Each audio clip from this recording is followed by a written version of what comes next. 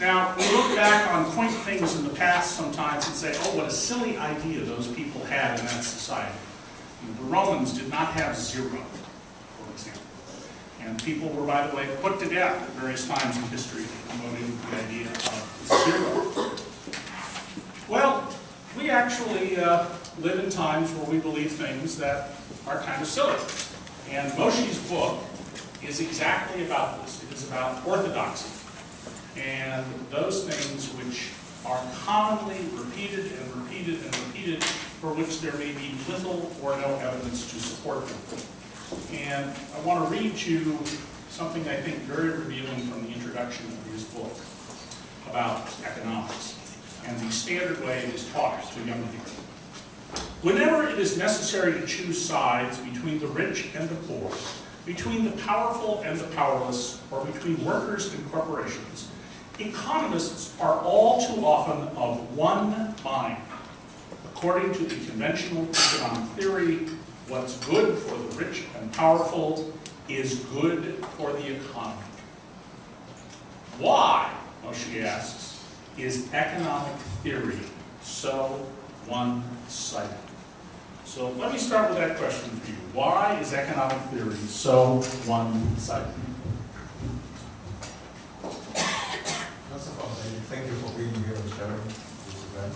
Thank you all for coming. Economics is so one-sided, I think, because only the rich hire economists.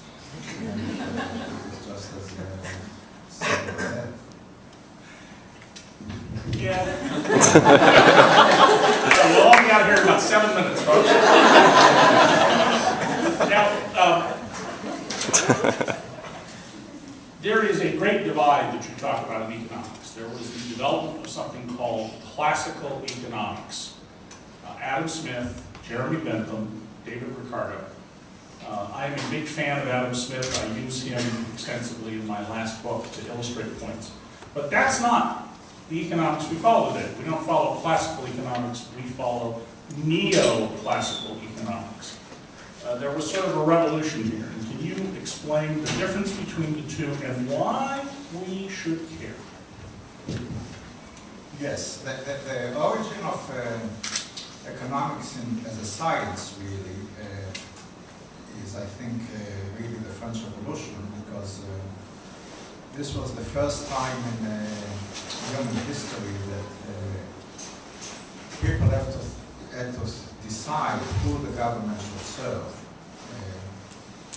Louis XIV, who was the grandfather of the last lady, he said, pardon the accent, but he said that l'État est moi. I mean, if you are a government functionary and you want to know what to do, just think what is good for me. This stopped after the French Revolution, and then people had to ask, okay, now we have a democracy, a government of the people. Who should the government of the people serve? And it is very simple to say, well, the government of the people should serve the people. But if you think about it, it is actually impossible to serve the people because there isn't such a thing as people. Some of the people are rich and some of the people are poor, and you cannot serve both at the same time. Take, for instance, education. Everybody will agree, of course, that better education is a good thing to have, but it's not necessarily good for the rich because they will have to pay for it. So who should the government serve? And the first French constitution, which was actually voted on by the people of France, it wasn't passed by the legislature, but by the people. The first French constitution declared that the poor are the responsibility of the government. Who should the government serve the poor? This constitution was put on hold because supposedly the government could not implement it because it was attacked by all the monarchies of Europe. So they said we are putting it aside. There was a conspiracy, the conspiracy of equals. The conspiracy of equals people, they say, no, I mean, maybe we cannot do everything that we would have done in peacetime, but it is still the responsibility of the government to take care of the poor, and we are not going to put it aside. They were guillotined.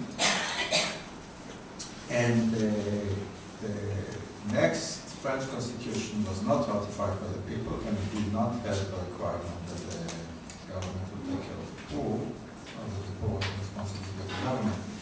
But Jeremy Bentham, a very wealthy man in England, picked up the challenge and he asked, okay, who should the government serve? And he said, well, I think that we have to be quote-unquote scientific about it and think about where would the dollar make more good, given to the rich and or given to the poor. And he said, well, the dollar will make more, will produce more utility if it is given to the poor than to the rich. So total utility of society will increase if you take money from the rich and give it to the poor. This is precisely what some people didn't like, and particularly there was a guy by the name of Alfredo Pareto who didn't like that.